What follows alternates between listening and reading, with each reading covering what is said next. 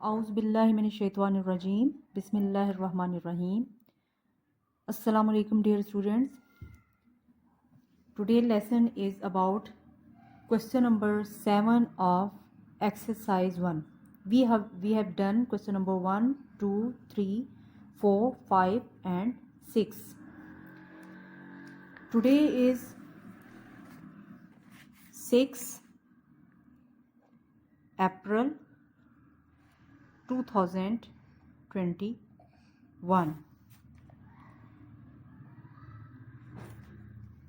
Question number 7.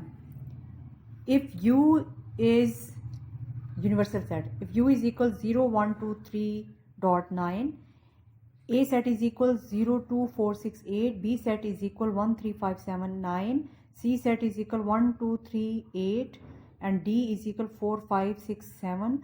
Find A union B. A union B, all elements of A and B. A set is equal 0, 2, 4, 6, 8, universal union 1, 3, 5, 7, 9. What is A union B? 0, 1, 2, 3, 4, 5, 6, 7, 8, 9.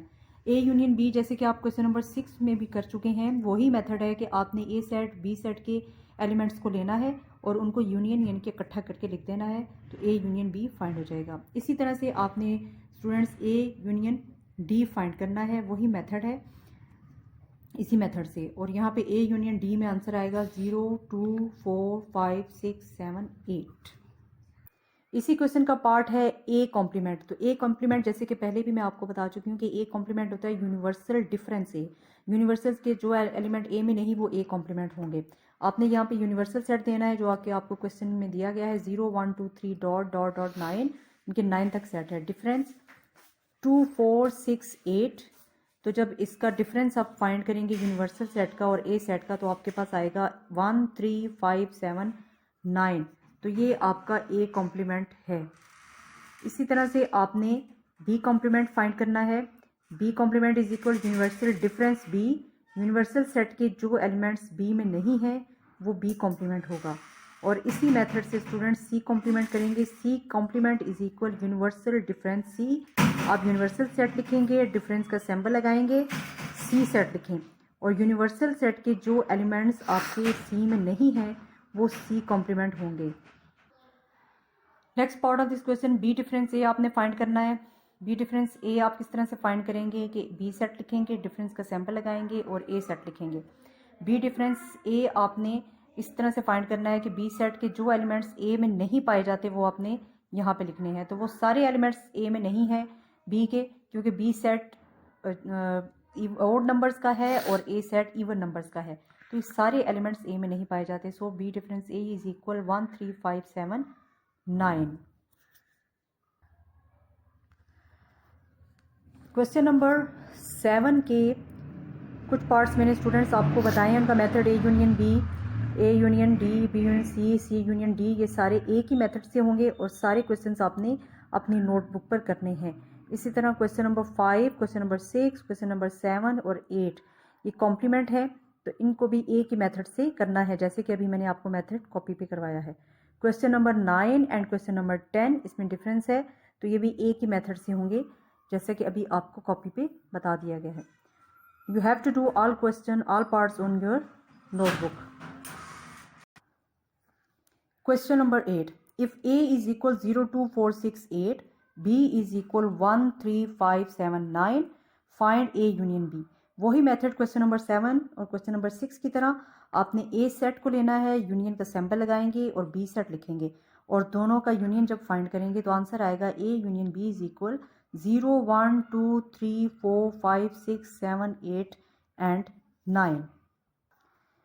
इसी question का second part intersection है। Intersection में आपने common element लेने होते हैं। A intersection B, A set लिखा 2, 0, 2, 4, 6, 8, intersection का सैंपल लगाएं। बी सेट लिखें 1, 3, 5, 7, 9। अब देखें ये इवन नंबर्स हैं, ये ओड नंबर्स हैं, तो दोनों में कॉमन एलिमेंट कोई भी नहीं पाया जाता, इसलिए आप लिखेंगे A intersection B is equal empty set. Empty set इस तरह से लिखा जाता है। Next part of this question is A difference B. जैसे कि आप पहले ही मेथड कर चुके हैं, ए सेट के जो एलिमेंट बी में नहीं मौजूद वो आपने लिखने हैं। तो आप A difference B is equal 0 2 4 6 8, ये वो एलिमेंट हैं जो B में नहीं पाए जाते। Question number 9, if A is equal ABCDE, B is equal BEGIK। अब ये सेट भी यूनियन डिफरेंस इन्हीं पे कंटेन है, मुश्तमिल है, इसके पार्ट्स ऐसे ही करने हैं, लेकिन इसमें क्या है कि इसमें आपको अल्फ़ाबेट दिए गए हैं, तो आपने इन अल्फ़ाबेट्स को लेके इसको सॉल्व, इस क्वेश्चन को करना है। क्वेश्चन नंबर 9, सबसे पहले आप A difference B find. Question number 9, A difference B, find A difference B। तो आपने A डिफरेंस B फाइंड किया, A सेट लिखा ABCDE, डिफरेंस BEGIK। तो जब डिफरेंस फाइंड करेंगे तो आपके पास आंसर होगा A C एंड D, यानी कि इस सेट में कि कौन से एलिमेंट हैं जो B में नहीं पाए जाते, A C और D इस सेट में नहीं पाए जाते। Question number 10, find the universal set. अच्छा, जैसे कि स्टूडेंट्स आपने A कॉम्प्लीमेंट फाइंड करना हो तो आप यूनिवर्सल सेट और A का डिफरेंस मालूम करते हैं, यानी ऐसे ही समझ लें कि आप यूनिवर्सल सेट में से A सेट को माइनस कर देते हैं। यूनिवर्सल सेट के जो एलिमेंट्स A में नहीं पाए जाते वो एलिमेंट्स आप लिखते हो तो वो कॉम्प्लीमेंट निकलता है। अब हमने यूनिवर्सल सेट फाइंड करना है, तो माइनस का रेसिप्रोकल प्लस होता है ना, तो आप A कॉम्प्लीमेंट सेट को और A सेट को प्लस कर देंगे, यानी उनको यूनियन कर देंगे, तो आंसर आपका यूनिवर्सल सेट बनेगा। ठीक है, ये हमेशा याद रखें कि आपने A सेट और A कॉम्प्लीमेंट सेट को जब प्लस करना है, उनका यूनियन निकालना है, तो वो आपके पास ऑटोमेटिकली यूनिवर्सल सेट बन जाएगा। Find the universal set A is equal 1 3 5 9 7 9, A complement is equal 4 5 6 7 and 12। तो आपके पास एक A सेट है, एक कॉम्प्लीमेंट सेट है।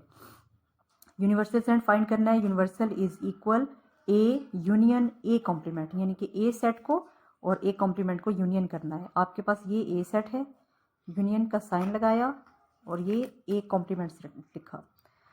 दोनों का जब यूनियन फाइंड करेंगे तो आपके पास आंसर आ रहा है 1 3 4 5 6 7 9 एंड 12। तो ये हमारे पास यूनिवर्सल सेट आ जाएगा। Question number 11, if A is equal 1 3 5 7 9, B is equal 2 4 6 8 10, C is equal 3 6 12 18 21।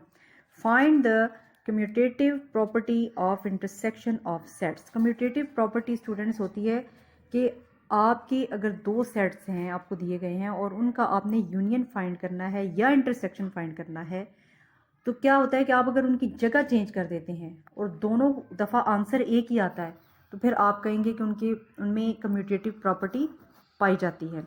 For example कि आप फाइंड करते हैं A इंटरसेक्शन B और आपके पास आंसर आ रहा है एम्प्टी सेट, फिर आपने फाइंड किया B इंटरसेक्शन A, फिर भी आंसर आपके पास एम्प्टी सेट ही आ रहा है।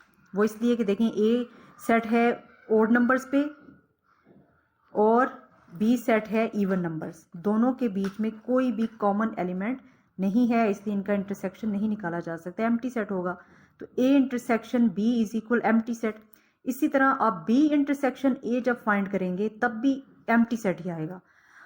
तो दोनों दफ़ा ये इक्वल हुआ ना, A intersection B is equal B intersection A, equal है। ठीक है, दोनों का आंसर इक्वल है। तो ऐसी सूरत में हम कहेंगे कि ये कम्यूटेटिव प्रॉपर्टी रखते हैं, ये set of intersection of set. In set में कम्यूटेटिव प्रॉपर्टी पाई जाती है। ठीक है, दो एलिमेंट्स में अगर तीनों का हम इंटरसेक्शन फाइंड करें और फिर उसको इक्वल करें तो वो इक्वल नहीं हो सकता। टू एलिमेंट्स के को अगर हम इक्वल करना चाहें तो फिर वो इक्वल हो जाता है, यानी कि आपने A इंटरसेक्शन B फाइंड किया और B इंटरसेक्शन A फाइंड किया तो आपका आंसर इक्वल है। इसी तरह आप A इंटरसेक्शन C और C इंटरसेक्शन A फाइंड करेंगे तो तब भी आपका आंसर इक्वल आएगा। आपने A इंटरसेक्शन C फाइंड किया तो आपका आंसर आया 3, दोनों में कॉमन एलिमेंट 3 पाया जाता है, 3 एंड 3 आंसर है। अगर आप C इंटरसेक्शन A करते हैं तब भी आंसर 3 ही आएगा, क्योंकि कॉमन एलिमेंट दोनों सेट में 3 है। तो A intersection C is equal C intersection A, यानी कि दोनों का आंसर इक्वल है, A इंटरसेक्शन C का भी और C इंटरसेक्शन A का भी। So two sets contain commutative property, कि दो दो सेट्स को लेके अगर हम इंटरसेक्शन फाइंड करते हैं तो कम्यूटेटिव प्रॉपर्टी पाई जाती है।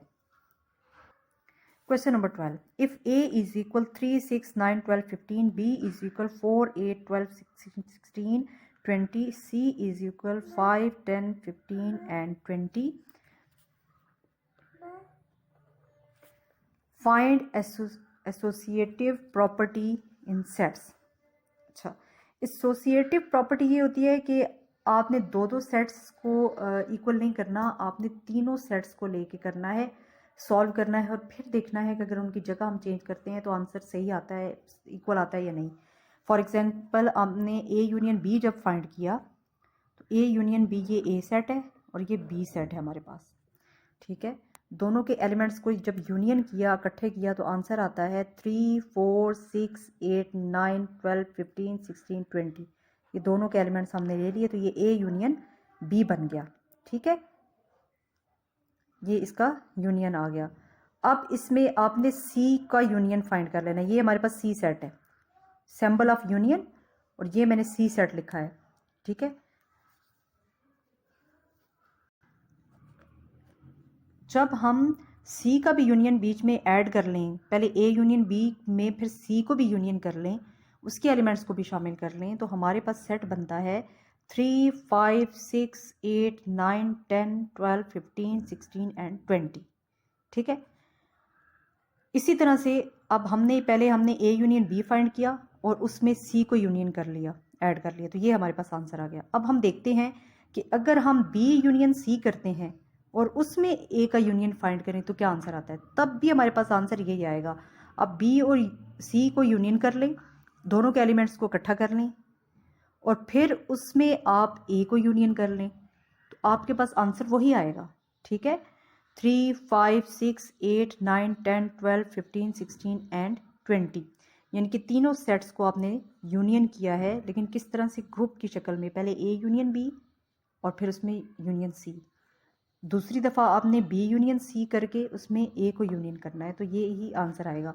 सो हम कह सकते हैं कि ये दोनों इक्वल हैं, ए यूनियन बी।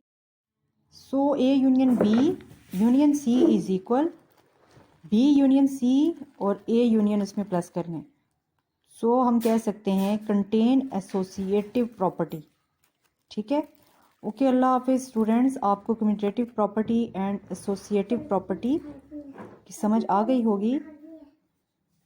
ओके, अल्लाह हाफिज़। नेक्स्ट लेसन में हम अगली एक्सरसाइज करेंगे, तब तक अल्लाह हाफिज़।